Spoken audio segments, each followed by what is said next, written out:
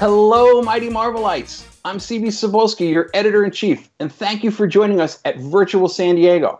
Now, welcome to Hall M.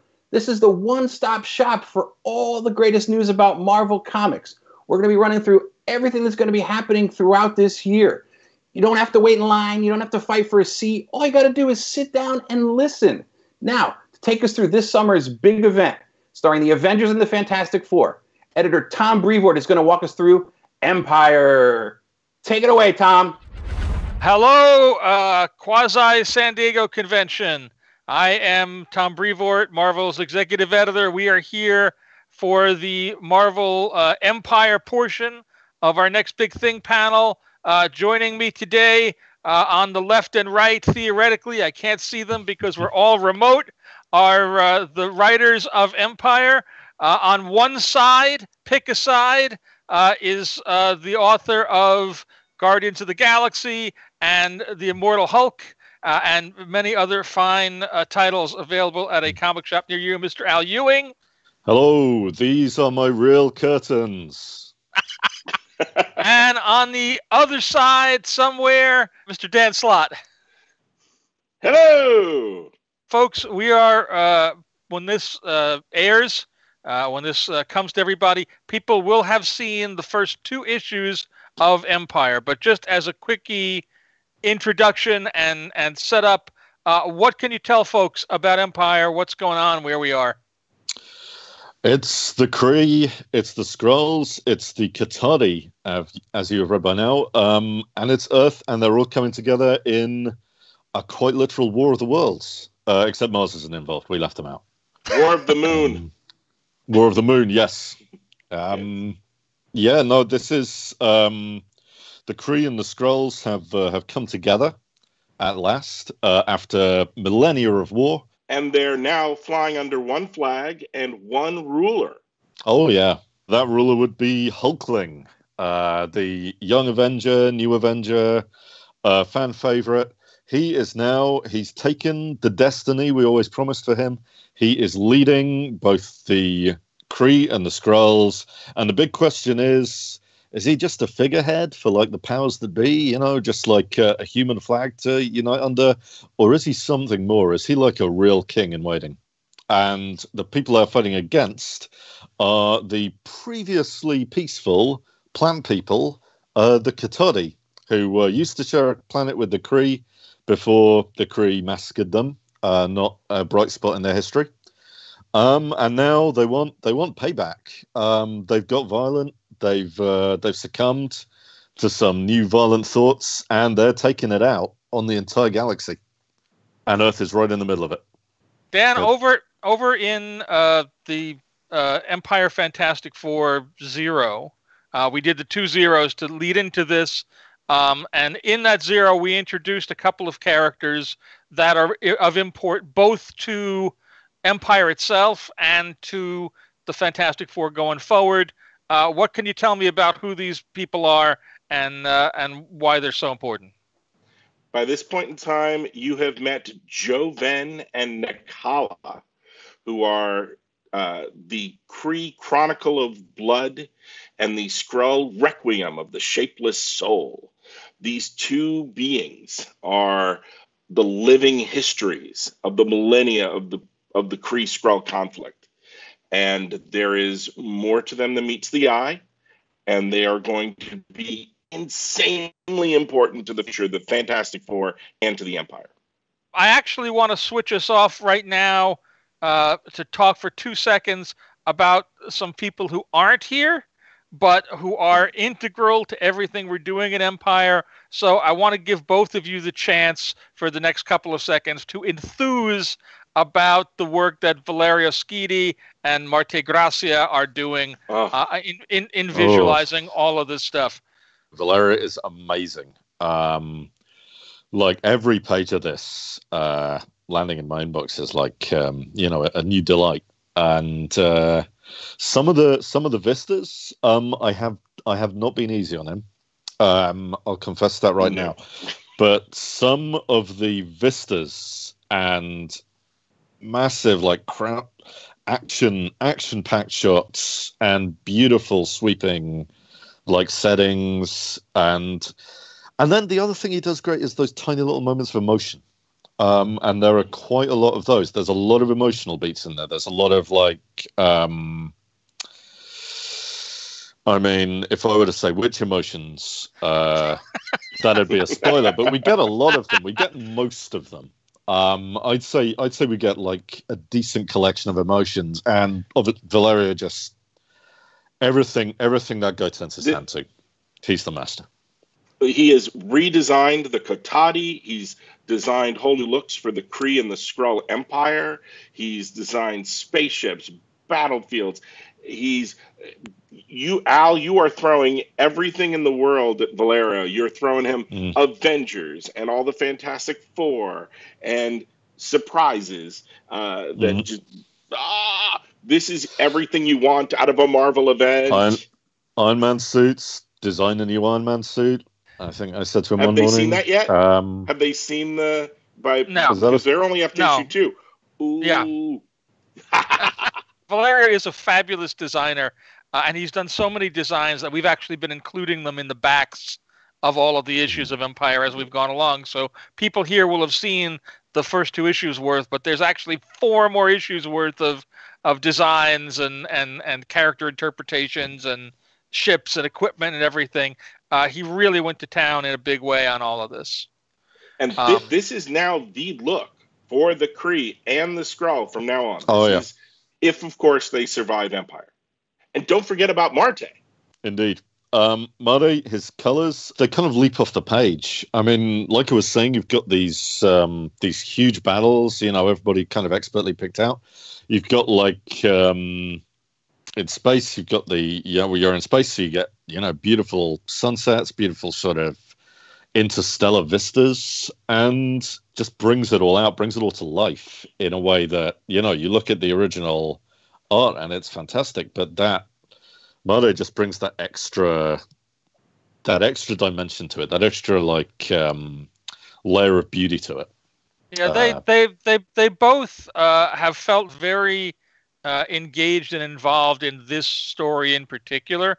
By a complete fluke, the first Marvel comic that Valerio ever read was the Fantastic Four annual that had Beldan and Raxor in it, who have been big background players in the setup for Empire. And so to him, this is very much... them. Yes. I mean... one of the other things we wanted to touch on, just briefly, just to give a little tease, Al, is we have announced that we're doing the Immortal She-Hulk, as one of the Empire epilogues. So without giving anything away or so forth, clearly this is a place where it's an opportunity for you to bridge between what you've been doing in Immortal Hulk and what's been going on with Jen Walters in Avengers. But what can you say about this that won't reveal anything too hairily? Well, as Immortal Hulk readers know, when we kind of intersect with the rest of the Marvel Universe and sort of touch on it, it's usually in the form of these big 30-page specials. So readers can sort of have a little something extra and sort of see how the story we're telling in the main Hulk book intersects with the rest of the Marvel Universe. And this is one of those. This is basically how does all of the stuff we've been doing in Immortal Hulk, the nature of gamma radiation, the Green Door, all the stuff with the Below Place and the One Below All, how does all that tie into Jennifer Walters? What's Jennifer Walters' experience of that?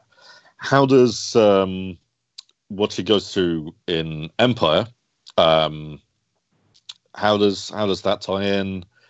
And by the end of Empire, readers, maybe readers who haven't been picking up Immortal Hulk are going to have a few questions. Readers who have been picking up that book are going to have a few questions. This book is going to have the answers to the questions they will have, and I can't tell you what those questions will be yet. But or the answers. But both the questions and the answers will be there. Dan, over in FF and in your Zero book, you also introduced a new Elder of the Universe, who's kind of a pivotal character. What can you tell us? I mean, people will have already read the Zero at this point, but we're not done with the Profiteer just yet. What else can you tell us about how she fits into the scheme of things going forward? The Profiteer only cares about one thing: making profit. She wants to, at the end of the game, she wants to have the most toys. And that is all she cares about. And her biggest meal ticket to date has been supplying the arms for both the Kree and the Skrull. So everything that happens in Empire is going to have a big effect on her, what she's up to, and we are going to see her in the Cosmic Book some more. By the very end of Fantastic Four Fallout, which will come at the end of Empire, you will also see major ramifications for the Fantastic Four, for the Marvel Cosmos, and for the Marvel Universe. The entire Marvel Universe. If you are in the Marvel Universe, you will be affected by Fantastic Four Fallout of Empire issue, because that's how big everything in Empire is. Oh my God. I can back all that up. All right, we've run through most of our time, but just for a last sort of summation, obviously people are now getting to experience the story. We're a little coming out a little later than we'd anticipated, thanks to all the stuff that's going on in the world. But as we move into the real heart and the spine of the story, what's your take? What do you hope people take from it and get out of it? How would you summarize the experience? All of that kind of jazz. What do you got for me? I mean, I can tell you what I'm looking forward to most, both now and what I'll still be looking forward to when you're watching this, which is the reaction of readers to that shock ending we talked about at the end of issue 4. And the resolution of it. I am very, very much looking forward to the reaction of readers to that. And that's all I'll say about that. Definitely. This is about the FF. This is about the Avengers. And as much as the Kree Skrull Empire is going to change, as much as the Marvel Cosmos is going to change, these characters are going to walk out with things are going to happen. You're going to want to follow what's coming up next. And you're not going to want to miss this. This is very important. This is when events mean something. Stuff happens. Things change. Hearts and minds. Empires. It's love, a whole hate. thing. It's a whole Teams, thing. family. It's a meal. It's a full meal. Oh my God. Yes. Yep. All right. All have glasses and beards. How did that happen? Oh, okay. That I want to thank everybody for being here, for coming, for reading Empire, particularly under the slightly more difficult conditions that it is to do. Please stay safe. We want you to read Empire, but we want you to be healthy and hail as you go. Enjoy the rest of the virtual San Diego convention, and we'll see you in the pages of Marvel Comics every week. Goodbye. Wow. Now, I've read all the issues of Empire already, but that got me so excited. So thank you, Tom, Dan, and Al, for walking us through Empire. The first 2 issues available in comic shops now. But as we've covered the Avengers and the Fantastic Four, there are lots of other teams in the Marvel Universe that we need to cover. So let's go to the world of the Merry Mutants with Jordan White, Teenie Howard, and Jerry Duggan, who are going to take us through this fall's big X-Men event, 10 of Swords. Hello, everyone. My name is Jordan D. White. I am the senior editor in charge of X-Men over at Marvel, and with me are 2 amazing writers that I work with. First of all, Teenie Howard, who writes Excalibur. Hello. And also Jerry Duggan, who writes Marauders and Cable. Hello, Comic-Con. So thank you guys for being here. Now, both of you are working on 10 of Swords with me. Now, 10 of Swords is this massive, epic X-Men crossover that crosses over into every book that we're publishing in the X-Men line. And it comes out of this whole Dawn of X status quo with Krakoa that Jonathan Hickman has lovingly set up for us and that all of us have been running with for the past, not quite a year, but getting close to a year since he started. And it's a story that has grown out of all of the track he laid down and then all of the track that you guys have laid down, especially, Teeny, some of the stuff you've been setting up in Excalibur. So, Teeny, what can you tease for us about what's coming up in Ten of Swords, especially considering that some of it, like I said, grows straight out of Excalibur? Sure, Jordan. Well, let's see. Ten of Swords is obviously really, really close to my heart. I've been working with Jonathan and Jordan really closely on making sure that everything that's coming out of it, everything that you guys are going to be experiencing as part of it is feels both really exciting and also like a natural extension of some of what we've seen in House of X and Powers of 10 and Dawn of X going forward. A lot of it just came out of stuff that, it was all just like really natural storytelling stuff. Like Jonathan and I just kind of realized that we were both trying to tell similar stories about certain characters and that we could bring them to a head together in this huge event that also just kind of is going to blow the world of what mutants have been dealing with so far wide open. It's absolutely weird. You guys know I like weird. It comes out of a lot of my love for a lot of things people have seen in Excalibur. The idea of magic not just as a thing that lets you fly around and shoot fireballs or whatever, but magic as the idea of a cultural practice, and the idea of the ideas of like being a knight of something, being representative of something, what it means to hold a sword and fight for something. That's all stuff that we're going to explore in Ten of Swords. It's going to be really exciting character work too for a lot of your favorite characters. They all have some fun stuff coming up. So Ten of Swords, like we said, it's a crossover. So it's not the kind of event that a lot of times Marvel will do where there's a main book and then tie-in books. This is a story that goes into every title. So every part of it connects to and is a chapter of this main story. There's 22 chapters to this giant epic. So Jerry, you work on Marauders and Cable, both of which are going to have issues of this. But how did you enjoy collaborating on this? Because again, it's not just you two and Jonathan, it's also a bunch of other writers who we've got working on this. Leah Williams, Vita Ayala, Ben Percy, Ed Brisson, Zeb Wells. I'm sure I'm forgetting someone. Who am I leaving out? Yeah, it's been so much fun. We've been very collaborative. Writing comics is often a solitary effort, but that has not been the case so far on Krakoa. We have our private secret meeting rooms, and we have been consistently cooking up story threads for all these books to interweave. I think the charm of that of this for me is that I'm getting to work closely with Vita and Ben and everyone, and you're going to not just see some of the X-Men in new writers' hands. You're also going to see new names on books.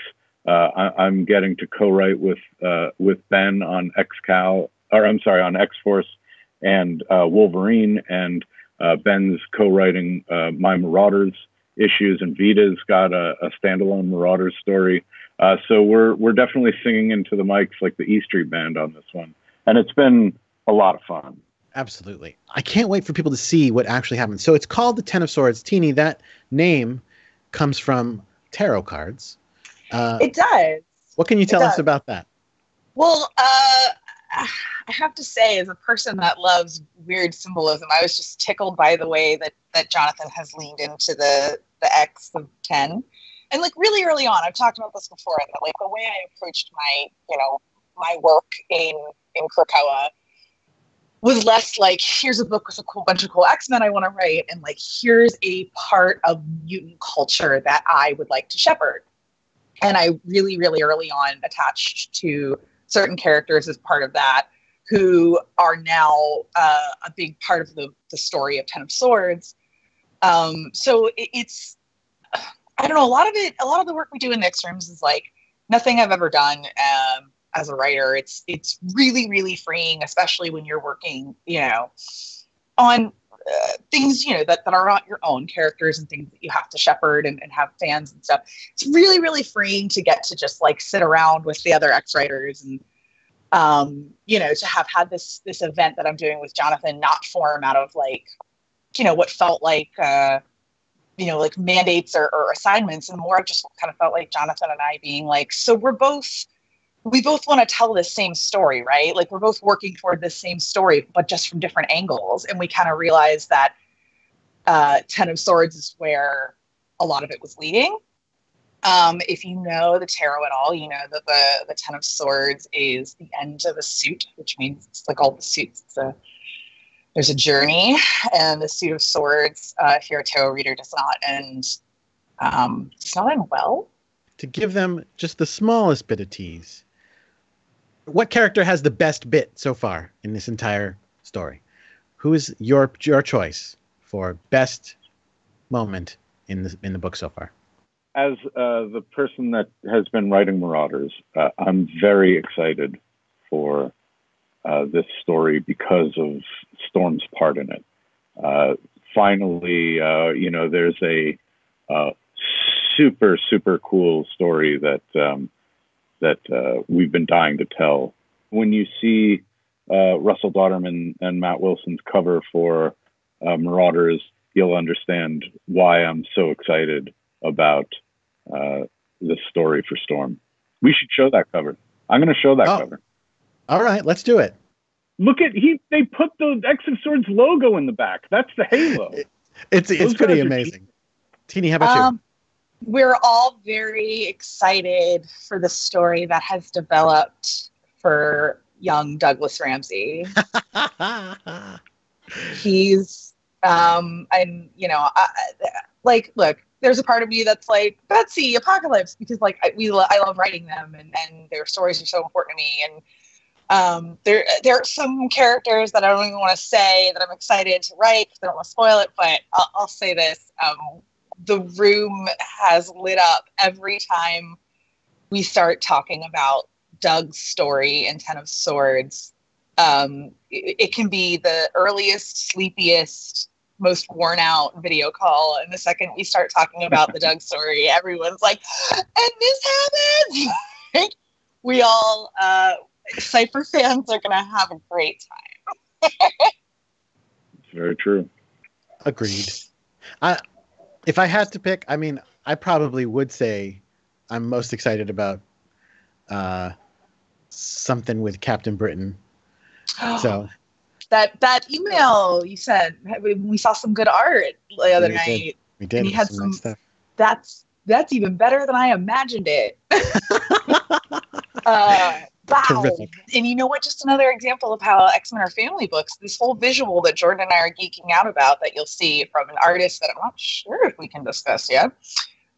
It came out of an idea that I was chewing on, and Leah Williams was like, it was just, I don't know what I'm doing here, and this and that and the other, and just chit-chatting. And she was like, what if we did it this way? And that's like so much of how our books get written.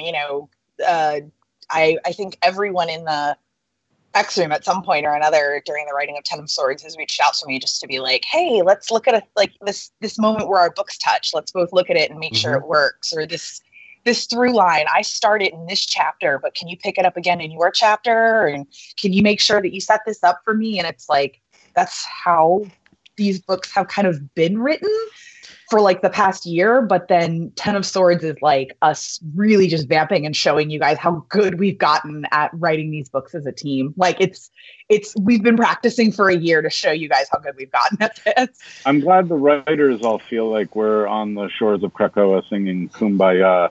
The artists are being asked to draw some almost impossible stuff that they are crushing. I sent Stefano Caselli the first pages of Marauders 15, and he didn't quit the book, and I'm so happy that he's going to draw these almost impossible pages. Phil Noto's been turning in just incredible. It's hard to top yourself when you're Stefano Caselli and Phil Noto, but these guys are doing that. When you see the Russell covers and the stuff that Pepe is doing, and RB now drawing Excalibur, everyone is hitting on all cylinders, and I know that this is going to land well with the fans. I can't wait for you guys to get your hands on it. All of the artists that you mentioned are doing great work right now. There's a few others that I should throw out the names of. We definitely have Mahmoud Esrar doing some amazing work on this series. We've got Matteo Loli doing some great work for us. We've got Carmen Carnero.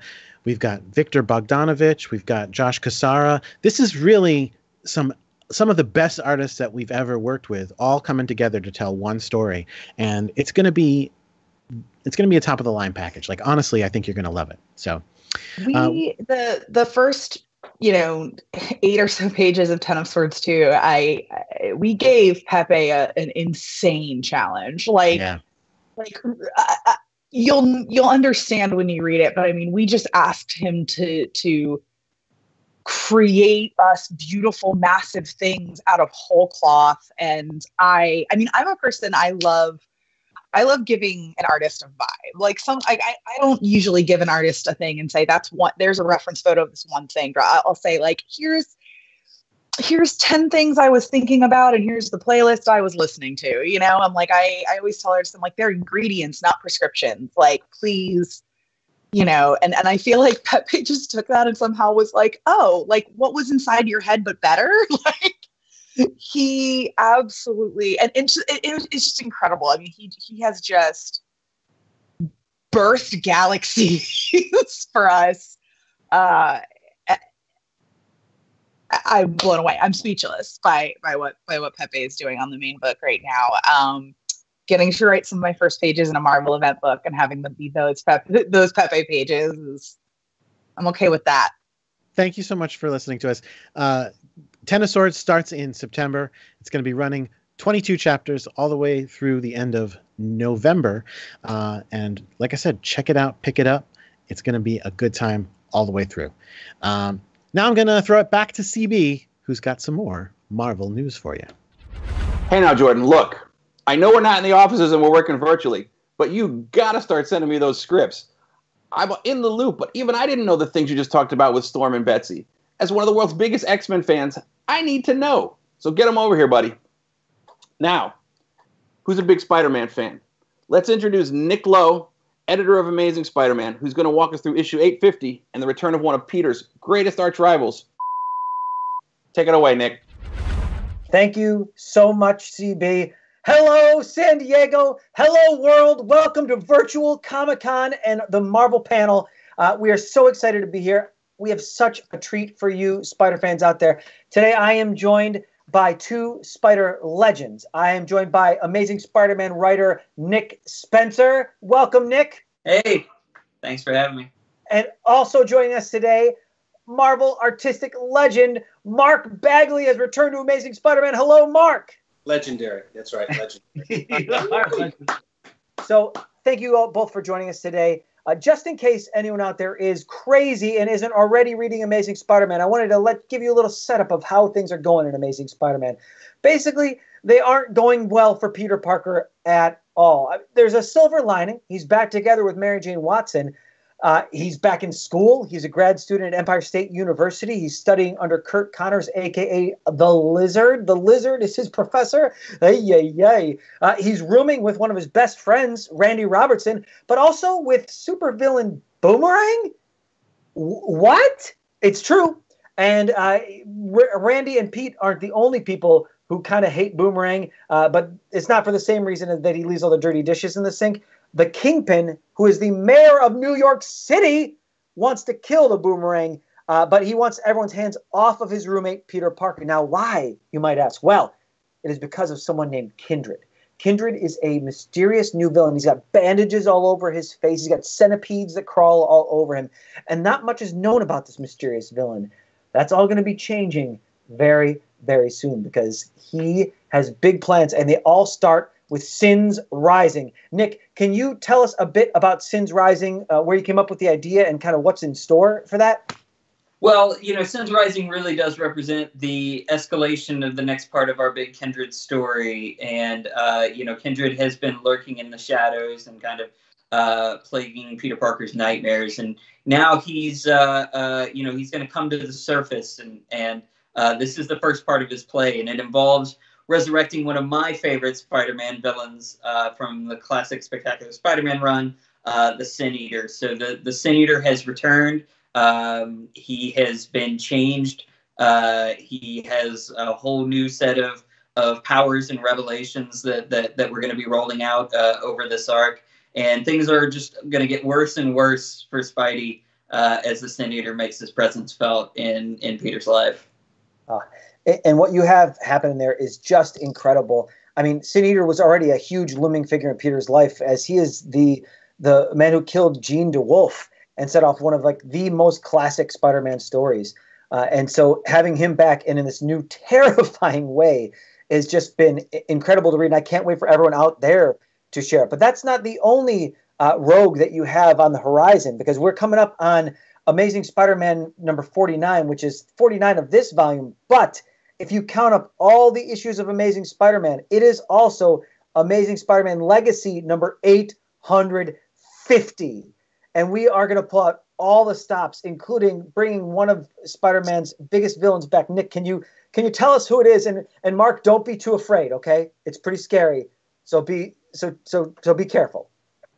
Yeah, it's the biggest villain of them all for Peter Parker, I think. The Norman Osborn, the Green Goblin, will be coming back into Spidey's life with issue 850 and a little bit just before. So, how that factors into the Sin Eater story, how that factors into the Kindred story, you're going to have to read to find out. But Norman Osborn is a major player in that story. Yep. This is not a story to be trifled with. Both Sins Rising, which puts Peter through a gauntlet that he's never been through before in any way, shape, or form, and puts Spider-Man in a corner in a way that I've never read before. And it all leads to number 850. Now, we are, like I said, we are joined by Mark Bagley, who's rejoined the Amazing Spider-Man team for the first time in a long time. So long. Was that the Cretaceous period that you last drew it, Mark? I can't remember. I think the Neolithic period. Yeah. But Mark comes back for Amazing Spider-Man 45, and he dabbles with us during Sins Rising, but he is one of the legends. He's joined by Ryan Otley and Humberto Ramos for the main story of 850. But Mark, what is it like to be back on Amazing Spider-Man? It's amazing. Yeah, that was easy. It's really, for me, it's exciting. I mean, I've drawn, I'm really known for Amazing Spider-Man back in the 90s, and then I did Ultimate Spider-Man. But it's really been 20 years since I drew Spider-Man regularly. And it's been 30 probably since I actually drew an issue of Amazing Spider-Man, because I am that old.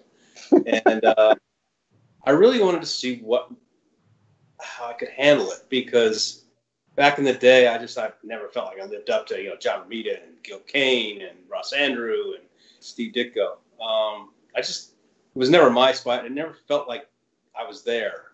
That's crazy. I wanted to see if 30 years later I really feel, because Ultimate Spider-Man, that felt like it was all mine anyway. But with this, I wanted to know if I was really there, if I was still relevant. And, I've been having a great time, and I think I'm drawing really well right now. So you are drawing your butt off. There, like every page. I think Nick, you said it once. When Mark started turning pages in, I think you can you remember what it felt like to see Mark Bagley? It's been one of the best thrills of my career, really. That's great. As somebody that was, reading those Amazing Spider-Man Mark Bagley drawn issues off the newsstand when they were coming out, to be collaborating with Mark on this is really just one of the biggest thrills and honors of my career. I'm over the moon about it. Mark, have there been any particular challenges that you've hit when you've been drawing these issues? Any characters that have been like a surprise to you as far as like someone who was way more fun to draw than you thought would be, or something like that? Challenges wise, is following Humberto Ramos and Otley. I mean, 850s, we split it up, and I've never seen Humberto's pencils before, and they're amazing. And his version of Norman Osborn, the Green Goblin, is just insane. And I didn't really see it before I started working on my version, my section. And once I saw his, I went, what crap. So I went back and actually, tweaked faces and worked on it some. I've never drawn the 616 Norman Osborn very much before. I did a mini series, I think, but he never showed up in my Amazing Spider-Man run all the 5 or 6 years I worked on it. So that was kind of fun. But this, but for anyone out there who's a Norman Osborn fan, you've got to pick up this book, because the stuff that happens leading up to 850 and in 850 and beyond, you do not want to miss it. I don't want to spoil anything for you, because we got so many surprises, and I want you to have the best experience that you can have. But so you've got to start with Amazing Spider-Man 45 on sale soon, all the way through number 850, and then we start paving the way for something called Last Remains that we can't talk about it yet. We can't talk about it yet. But that is also bonkers, and there's so much great in store for Amazing Spider-Man fans. Gentlemen, anything else before we pass the baton to the next people? I just want to say thank you so much to everybody that's been reading the book and enjoying the book. I mean, the response issue in, issue out to this has been so fantastic. And for me, look, I've always said the same thing. Writing Amazing Spider-Man is my dream job, and getting to do this every day for a living is just so great. So just thank you all for giving me the chance to do it. Spider-Man's always been my favorite character, and to be back on him and thinking I'm doing a pretty good job on it, having that opportunity. I've been doing this a long time. It never gets old. I don't take it for granted for a second that I do what I love for a living, and to be working on Spider-Man just is like the icing on the cake. So thank you, and hopefully you don't stop buying it because of me. But they'd be crazy too. So thank you both for joining us. Thank you, Comic-Con, people in San Diego, people all over the world watching this. Make mine Marvel, and I'm going to toss this over to some schlub is going to talk to you about some other book. So I guess go enjoy it. All right. Bye, everybody. Bye, guys. Thank you, Nick. I don't know why you have to be rude, but enough of your spider nonsense. Let's talk about something truly terrifying. This October, we have a new comic coming out called Werewolf by Night, written by Taboo of the Black Eyed Peas and Ben Jackendoff. In fact, we have Ben here right now to talk to you about it. Ben, welcome to Virtual San Diego Comic-Con. Tell me a bit about Werewolf by Night. What attracted you to this project, and kind of what makes Werewolf by Night as amazing as it is? Yeah, I mean, what really brought us to this project was Red Wolf, actually. The history of Tab with Red Wolf and his love of Red Wolf was kind of how we found our ways with Werewolf by Night, because when we did the Marvel 1000, actually last summer, it was with the Red Wolf one page. And then when we were asked to come in and work with this awesome character of Red Wolf, but bring him into the Werewolf by Night world and create this brand new character, I mean, we were so excited. We were like, wait, we get to make a new awesome Werewolf by Night and also have Red Wolf in it. And that was what really brought us to this project. And it was just, I mean, from there, it's been such a joy. It's been such an amazing project. That's so incredible. And it's so much has to do with why this is such a quintessential Marvel comic. The personal connection, the world outside your window, finding ways to bring the superheroic together with an everyday life of a person. And there's so much action in this book, and there's so much cool art. Scott Eaton is drawing his butt off on this book. He's amazing. Yeah. Every Marvel hero is defined by the Marvel villains that they face. Ben, can you tell us a little bit about the villains in Werewolf by Night? Yeah, I mean, in creating these villains, Tab and I have this thing of digital and analog. The idea of nature versus kind of the digital world and technology, and how so much of native, it's about being a custodian to nature. So in our kind of opposition to that was creating this villain, and is creating this villain that basically is the epitome of technology, kind of like this Tetsuo, the Iron Man inspiration, and the idea of creating these kind of cybernetic that are half-breed type creatures that are in direct opposition to Jake, who is a full werewolf that comes from the mysticism of Earth, like shamanism and, a lot of these kind of natural elements. And where, our villain, Dr. Eve Mikowski, who we'll get to know, is creating these cybernetic creatures, and she's on this path to trying to find the perfect evolution of what humanity will be. And without giving too much away of the story, that really is what we are looking at right now, especially, how do we live in balance with these new technologies that are being created just like this, where we can all be able to talk and, versus how do we stay in touch with nature and how do we stay in touch with, what has made us organic beings. So it's the idea of the analog, digital, organic versus, digital creation. That is so cool. I mean, this book, it is also one of the neatest things about this book as well is that, like a lot of the best Marvel books, it has its own flavor. Like there is some definite horror going on here. There is all kinds of body horror and just like scariness. No. Wait a second. I'm getting word. It's true. We're now being joined by Werewolf by Night co-writer and international pop star Taboo. Thank you, guys.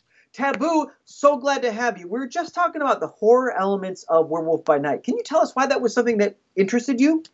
I'm a big fan of horror films from the 80s and even 70s. So, I've not only being a toy collector, not only being a comic book head, I've also loved Clive Barker movies. And, I've grown up with that style of entertainment.